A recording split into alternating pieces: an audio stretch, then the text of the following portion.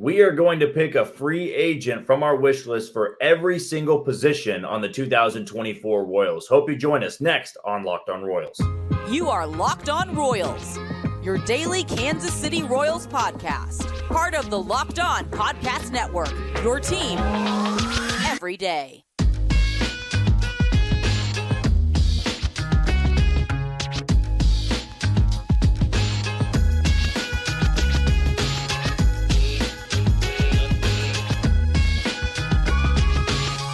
You are tuned in to another edition of Locked On Royals on the Locked On Podcast Network. As always, I am your host, Jack Johnson, and you can find me on Twitter at JohnnyJ_15. That's at JOHNYJ_15. And we are live on TikTok and on Instagram. Just give us a follow over there at Locked_on_Royals.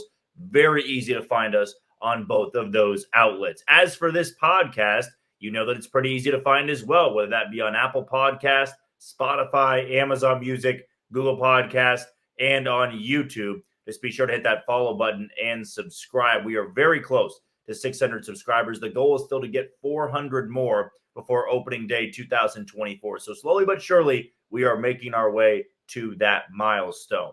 As for myself, and this is your first episode ever tuning in, well, I work here in Kansas City, of course. I've joined this Locked On Podcast Network back in June. Been pretty busy with that, but also I've got a daily job in sports. I work at Sports Radio 810 WHB. I've got a show once a week over there during the nighttime hours. And then Monday through Friday, I've got a show 10 to 11 a.m. on ESPN Kansas City. Also a contributor to Royals Review, a producer over at ESPN Wichita. So I stay pretty busy with all things sports. But you know, when you come to this podcast, when you click on this link, whether it be on Spotify or Apple Podcasts or on YouTube, you know that you are getting 30 straight minutes of Royals baseball, which is what we hope you are going to be looking for, whether it be in the regular season or it be in the offseason. And if you aren't as familiar with our format here, at least what I try to do, my goal with this podcast is get a lot of incorporation from the followers and from the listeners. I am never going to shy away from a question. I am never going to shy away from a segment idea. And we were actually gifted a very interesting segment idea from a follower on Twitter at the beginning of this week. And I thought it was fascinating because it's fun to do when it's the offseason, when a team's not playing, when you don't have wins and losses to talk about, the standings to talk about. It's a lot of hypotheticals. What could happen? Where could they go in this direction? I think that's important to kind of stay on top of it. And so one of these followers said, I'd like to see a free agent wish list for every single position. Now, if I took it and kind of ran with it, I apologize. It kind of sparked this idea, but I think this is what you were going for. So I always want to have listeners and followers incorporated in the show because I don't have any fun doing this if it's not for you, the listener, if it's not for you, the follower, pitching some ideas because I don't want to talk about what I just want to talk about. I want to talk about what you want to talk about because that's going to make this thing blow up even bigger than it is right now. So let's jump right into it and get to the free agent wish list. I'm going to start it off with starting pitching. And a wish list, I think that you need to be a little bit more overzealous, but also realistic. And to me, I think the best fit, and I think this would be the guy I could absolutely see the Royals signing is Seth Lugo. I think it's the right price. You don't need to go overspend on a Marcus Stroman or Jordan Montgomery. You can go get your guy that fits your rotation for the next year or two. And if you wanted to trade him at the deadline, if he pitches really well in the first half, makes a lot of sense to do so. I think that would be one of those moves that makes a lot of sense for this team. And the fact they were already scouting him last year, it makes it feel like this is one of those guys they're going to go after to make maybe their number one in the rotation. He wouldn't be a number one on a lot of rotations, but we know it's kind of the way the Royals operate. You got to make a number three and number one in this rotation. So I think he's at the top of my wish list right now, just based off of realistic format here. I'm not going to say somebody that's going to be worth somewhere between 150 and 160 million. I think Seth Lugo is right on par for Kansas City. As for a catcher, I think they could go after a backup here. And one, call me crazy, I think Cam Gallagher on a minor league deal makes kind of sense here. He's got familiarity with some of the pitchers. He was always great defensively, was not great offensively really ever, wasn't great in Cleveland last year. but you get him on a minor role, just his depth. I don't see the problem in it. Cam Gallagher, Austin Nola, who is non-tendered by the Padres, backup catcher there. I think Austin Hedges, too, not great at all at the plate, but I think good defensively. All three of those guys would make a lot of sense there. But if you want some familiarity with the organization, I think Cam Gallagher makes a lot of sense there. First base, there's not going to be a first base option that's going to take at bats from Vinny Pasquantino. But if I had to pick one, I'd say Rhys Hoskins on a bounce-back deal. Maybe that could mean you DH Vinny Pasquantino and play Rhys Hoskins or vice versa. But that's really the only first baseman that I think you'd want to go after and target in free agency. But again, we all know it's a low chance because the Royals want Vinny Pasquantino playing over there every single day. Second base is a little bit more interesting to me just because I don't think there's really that big of a free agent market for a second baseman. And I've been trying to go back and forth with finding guys on Spotrac of who would even make sense. I mean, you go after somebody like a Med Rosario and move him over to second base. Maybe you go in that route. You also could try somebody like Isaiah Kiner-Falefa, but he's pretty good at shortstop and at third base. I don't think that'd make much sense. Scott Kingery, maybe that would be an option on just kind of a minor league deal, a cheap deal. I do think that if you are to go after a second baseman, you want to get a super utility guy. You don't want to get a guy that's stuck at second base. And that's why I just think throw a name out there. Scott Kingery, maybe he's one of the free agents out there that's an unrestricted free agent. Could make some sense, a minor league deal and a spring training invite. As for shortstop, I mean, we know that Bobby Witt Jr. is not getting any at-bats taken away from him. But I did bring up this name in the second base spot, Med Rosario. Med Rosario was not good for Cleveland last year. He picked it up for the Dodgers and kind of made himself more of an intriguing option. So I'll throw him into that conversation. I think that would make some sense as a backup option. He could play a couple different spots. But again, 1-year deal, you're hoping you can flip him. But that's kind of the tough spot with the infield because the infield, all those spots are really set. So it'd have to come down to, guys that are not going to get many at-bats. You're looking for a guy to take Matt Duffy's spot, not Maikel Garcia or Bobby Witt Jr. spot. So probably Med Rosario is not the best option there. In terms of third base options, Gene Segura, I think would be kind of a fun spot to have just as a bench bat. Maybe even somebody like Juan Yepez, who was non-tendered by the St. Louis Cardinals. Now, Mike Moustakas is an unrestricted free agent, He had a pretty good finish of the year in LA. If you wanted to have some form of a reunion there, I think that'd be very fun for Royals fans. But like I said, I mean, it's kind of a thin market. Nick Senzel, he can play a little bit outfield and third base. That feels like a stereotypical Royal right there. So maybe those are kind of my options for the infield, starting, pitching, and catching. As for a relief pitcher, Phil Maton. Phil Maton will be the top of my list. I'd give him a 2 or 3 year deal. I think he's really got the stuff.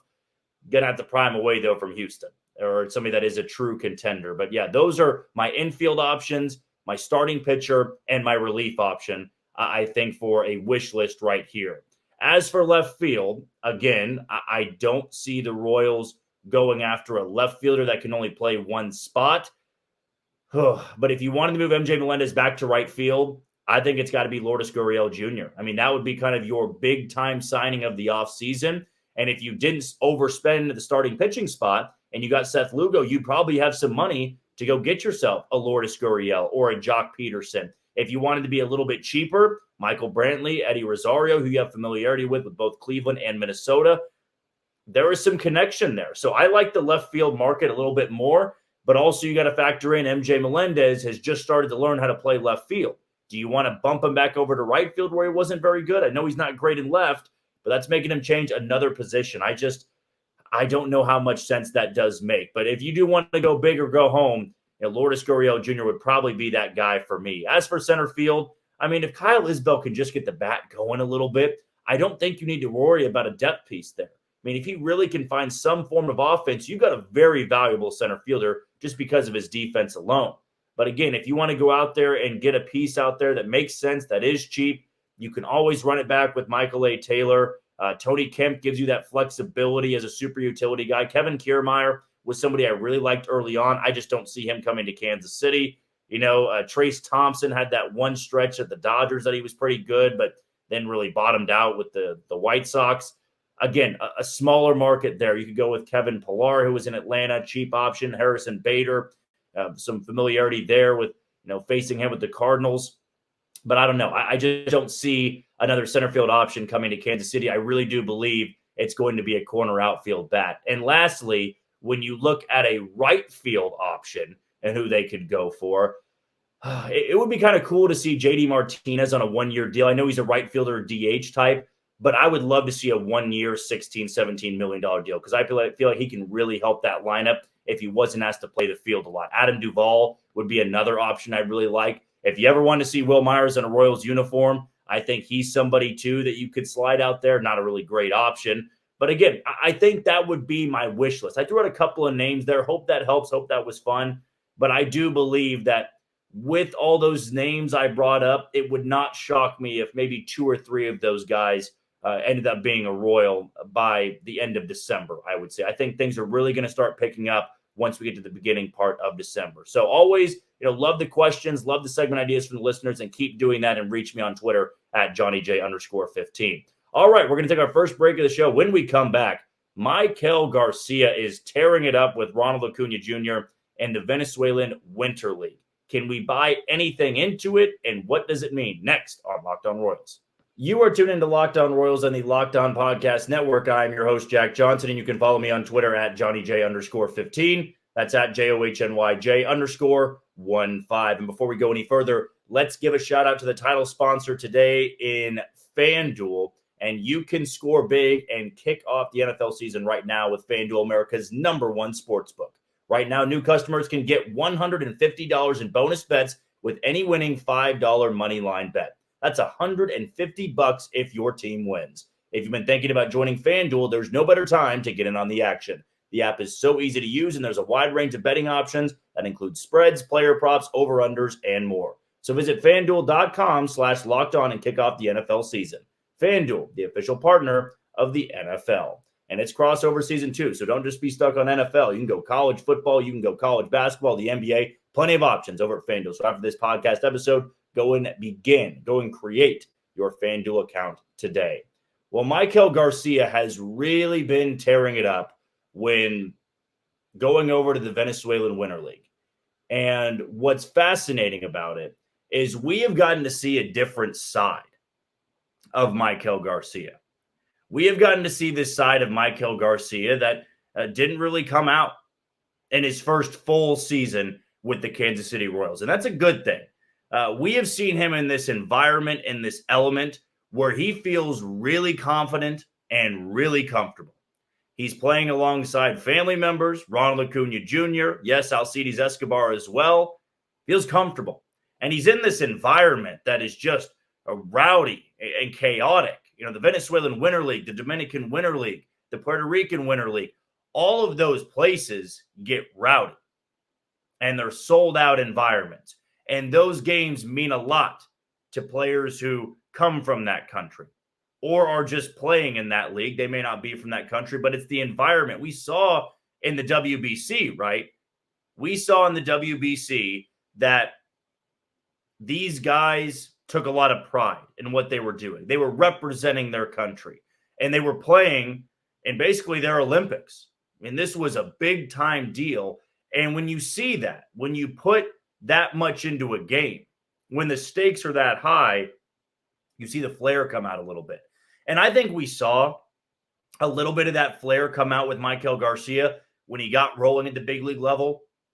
But I would say for the most part, he's a quiet-spoken guy. He's a soft-spoken guy, I should probably say. He wasn't somebody that bat flipped a lot. He wasn't somebody that got in too many altercations, didn't, crack his bat over his knee or spike his helmet. You didn't really see too much emotion.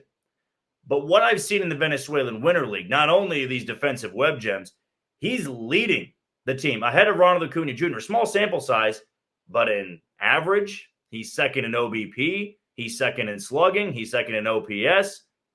He has 5 walks and no strikeouts as well. He is really coming into his own, and he's having fun doing so. You are seeing, it's great to see these highlights because you are seeing a version of him that we have not gotten to see just yet. And I think it's also very important to note that it's not, he doesn't care to play for the Royals. I don't think it's anything like that. But you see a different player come out of their shell when something is on the line, when the crowd is packed. Now, in the WBC, I'll never forget, MJ Melendez playing for Puerto Rico. You saw the flair that you hadn't really seen from MJ before. We know that he's got the swagger. He's got the big chain. He's got the bat flips. He even can pimp the walks a little bit. No, he's got some flair to him, but it was on a different level in the WBC. He kind of embraced the environment and the crowd, and I think that's what's great about this team. We haven't seen the energy and the flair yet because they haven't played in a meaningful game. And that's the cold, hard truth. Maikel Garcia hasn't played in a meaningful big league game yet. Now, you could say it means something to them, like we saw in the Houston series in September, like keeping Houston out of the postseason race. Now, they didn't eventually do that, but they did their part. Like, that game was important for the development, but it didn't do anything for the Royals.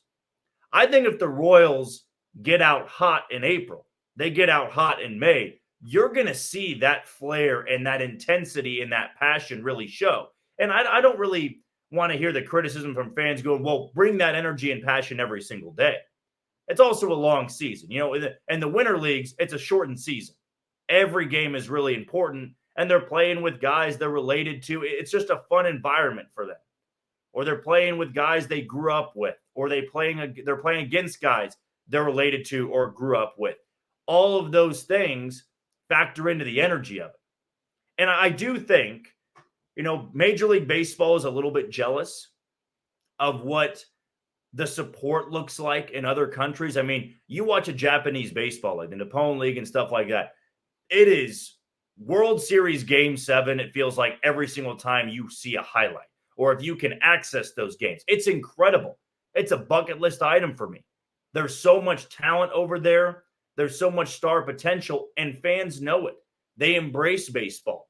Venezuela embraces baseball. Puerto Rico, the Dominican Republic, Cuba embraces baseball. Mexico embraces baseball. And in the United States, yes, I think there's an effort, but it's not that strong of an effort. There's not much emphasis on certain games in a 162-game season. I know I'm going off on a bit of a tangent here, but remember growing up how much Sunday Night Baseball meant. Like, if the Royals got on Sunday Night Baseball, it was a pretty big deal. I remember going back to the 2014 and 2015 season when the Royals got on Sunday Night Baseball. That was huge. That was awesome to see. Now, it doesn't even matter. I don't even believe there's much of a broadcast anymore. There's a ESPN night game, but it's not the same thing as you're going to be broadcasted on Sunday Night Baseball. Crowd's going to be packed. It's going to be loud. You put some emphasis into that game. Really, in baseball, it doesn't matter to average fans or to the non-consumer until the postseason. It's just like the NBA. It's like hockey. When you have the average Joe who doesn't watch the sport, when do they tune in? It's in the postseason. That's when all the flair, the intensity comes out. But to me, you look at this spot and go, okay, how do we get to that point? Because we all want to see these Royals players feel comfortable doing that and have reason to. If the Royals have a big series against the Minnesota Twins in June and it's for first place, you want to see the K packed. You want to see the energy and the flair all right in front of you. And I think that can happen. Maikel Garcia is good and he knows it. Bobby Witt Jr. is good and he knows it. Okay, Vinny Pasquantino is good and he knows it. When that all starts coming together, we saw in the mid-2010 teams, all that flair that started to come out. And you need a guy that brings it out of him a little bit. Gerard Dyson was that guy back then. But Lorenzo Cain started to show it. Eric Hosmer, Moustakas, Escobar, Salvi. No, then you had your mild-mannered guys like Gordon and Butler a little bit, and Nori Aoki and Alex Rios. But those other guys, they let you know, I'm good, and I know I'm good. It's not a cocky thing. It's a confidence thing. And I think you want that with a lot of these guys, these young players, as a part of the 2024 team. I want to see more of that Maikel Garcia and the Venezuelan Winter League and put him in the Royals opening day lineup in that same type of flair and passion. But a lot of it comes down to competing, winning games, and the crowd showing a lot of support at Kauffman Stadium throughout the season.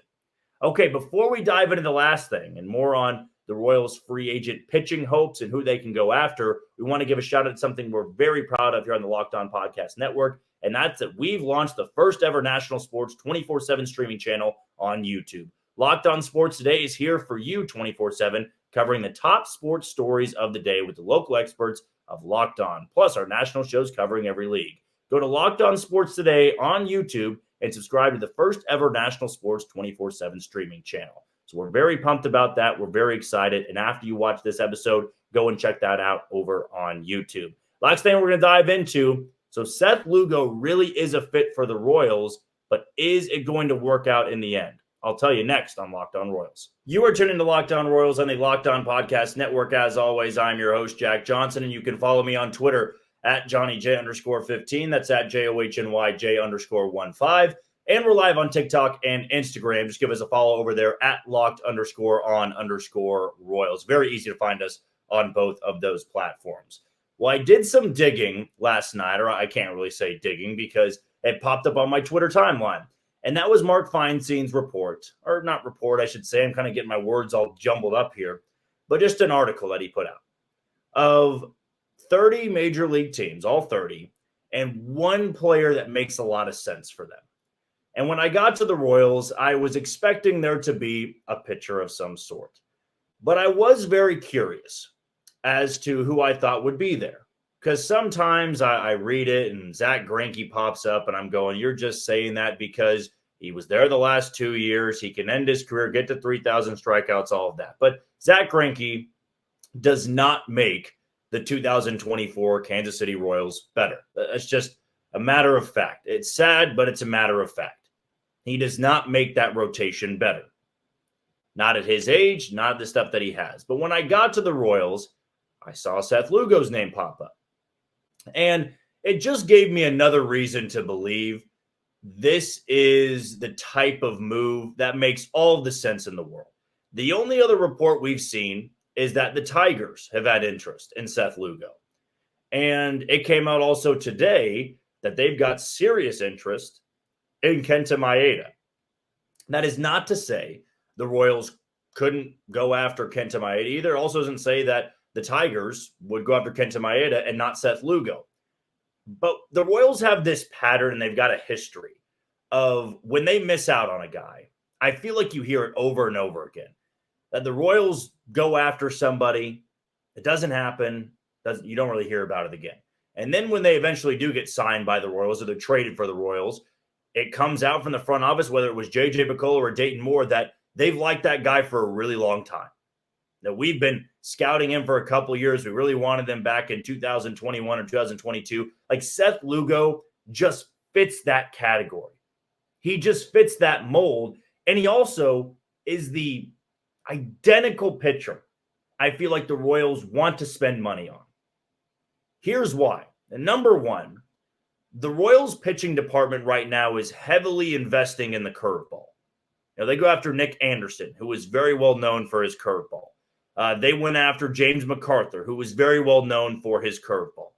Now I think they're working with guys to give them a slider. You know, if they just have a curveball, Chris Bubich was one of those guys. Josh Staumont was one of those guys. They kind of worked with that sweeper with Dylan Coleman. But curveballs are a big part of what they are looking for. Maybe it's just coincidence. It very much could be. But I think the Royals have this pitcher they're looking for. Now, Kyle Wright has a pretty big bender, and they like that in him. And the reason I say he's that just perfect pitcher for the mold is the Royals are in this limbo of we do want to invest in the rotation, but we also don't want to tie our money down to a guy that may not even be consistent for year one. It's like Marcus Stroman out there. Do you want to overpay for Marcus Stroman at his age? Not sure the Royals are in that department right now. Jordan Montgomery is going to be getting big-time money from either the Rangers, the Braves, or the Dodgers, or the Angels. Just kind of out of that price range. Aaron Nola set that market. The reason Seth Lugo makes so much sense is you can upgrade your rotation by a lot and not overspend for it. You could get Seth Lugo on a 2-year, maybe a $15 million deal. Or 2-year, 15 per. So 2-year, $30 million deal. Or a 2-year, $34 million deal. I don't think you're breaking your back over that.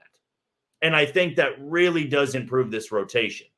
Now, Seth Lugo just kind of recently became a starter He made a name for himself as a reliever with the Mets and then transitioned into the rotation. I remember he was with Team Mexico in the WBC going back to 2017. So he had experience starting in his career. But to me, Seth Lugo was the guy that really broke onto the scene last year with getting back into that fold of, wow, this is a pretty big time rotational piece, at least for a team like the Royals. And that to me is the important part of this. How are you going to handle your rotation? Nobody is going to be overly stoked if you give somebody like Frankie Montas, who you were interested in last year, a 1 year, $3 to $4, maybe $5 million deal. He was not very good the last 2 years, has been hurt.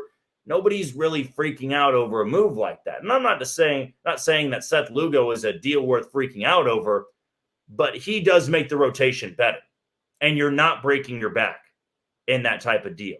Now, maybe Seth Lugo is going into this offseason wanting a 3-year deal or a 4-year deal. And at that point, I think that's not out of the price range, just not the smartest deal to do. Now, you can wait another year to go give somebody a 4-year deal for your starting rotation. But if Seth Lugo wants a 2-year deal and wants more money loaded into that deal, this could be that type of move that I think makes a lot of sense. And he's got one of the better curveballs when it's on in the game. And that's why I think he's just this pitcher that fits the stereotype they're looking for. Now, you're going to say, well, stereotype is a really bad pitcher they overspend for. There is always the chance, and there's always the possibility you give a pitcher a pretty big contract and they don't pitch well. But that doesn't mean you need to be gun shy. No, the Royals do have new ownership and new front office management, and they've also brought in a new voice in Brian Bridges. Maybe he likes somebody out there. Maybe they're going to trade for somebody. But I would say that this is one of those moves that just, it makes sense. When I've gone over the numbers over and over and over again, when I have just looked at who is available and what the market value, the AAV, is going to look like, Seth Lugo is the name that I just keep finding myself going back to. And that's the reality of it. I just constantly go back to it over and over and over again, and it makes sense. You don't need to overspend, and you can upgrade your rotation. And he doesn't need to be the only guy you go after. It could be a Seth Lugo and a Wade Miley. It could be a Seth Lugo, and then you could do your cheap bounce-back deal. Luis Severino on a 1-year, $12 million deal. We saw Kyle Gibson and Lance Lynn go to the Cardinals back-to-back days, like 1 year, $12 million for Kyle Gibson, 1 year, $10 million for Lance Lynn. Like, those were guys that were very affordable for the Royals, but it tells me the fact they didn't go for them, that they have somebody else in mind, that they want to go a different way. And I feel like Seth Lugo is that way they want to go to. It's just a gut feeling. It's just a hunch. I got no sources, but you tell me if I'm right or wrong, either in the YouTube page below or on Twitter at JohnnyJ_15. Well, that is going to do it for another edition of Locked On Royals on the Locked On Podcast Network. I've been your host, Jack Johnson, and always be sure to follow me on Twitter at JohnnyJ_15 and on Instagram and TikTok at Locked_on_Royals. Very easy to find us over there. Before we go, one last shout out to something we're very excited about on the Locked On Podcast Network, and that's that we have launched the first ever national sports 24/7 streaming channel on YouTube. Locked On Sports Today is here for you 24/7, covering the top sports stories of the day with the local experts of Locked On Plus, our national shows covering every league. Go to Locked On Sports Today on YouTube and subscribe to the first ever national sports 24/7 streaming channel. Go and do that right now, since we're at the end of the podcast today. But until tomorrow, when we dive into more free agent news and maybe how that market is falling, you take it easy, Kansas City.